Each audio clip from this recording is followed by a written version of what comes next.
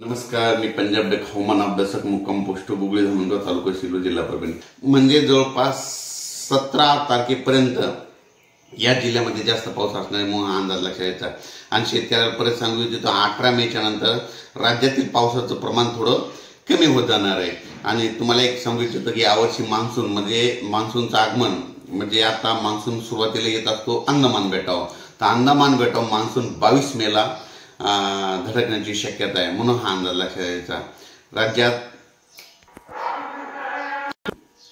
राज्यात ज्यांचे कांदे असेल त्यांनी तुम्ही काय करायचं, झाकून ठेवण्याची तयारी ठेवायची. कारण की आता हे जे पाऊस पडणार आहे पश्चिम महाराष्ट्राकडे, समजा मध्य महाराष्ट्र तसेच कोकण पट्टीकडे जास्त पडणार, म्हणून कांद्याची आंब्याची काळजी घ्या.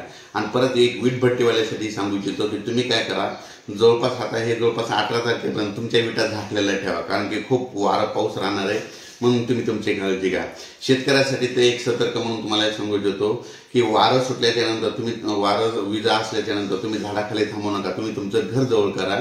कारण की या पावसामध्ये विजेचं प्रमाण जास्त आहे, म्हणून हे अंदाज लक्षात घ्या.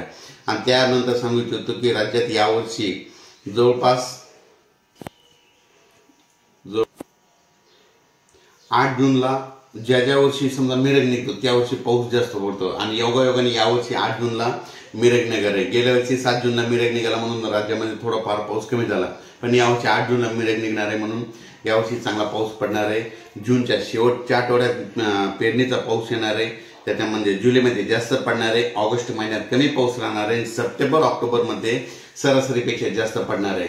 आणि परतीचा पाऊस म्हणजे 5 नोव्हेंबरला पाऊस आपला राज्यामधून निघून जाणार आहे, म्हणून हे अंदाज लक्षात यायचा. अचानक वातावरणात बदल झाला तर परत एक मेसेज दिला जाईल. धन्यवाद.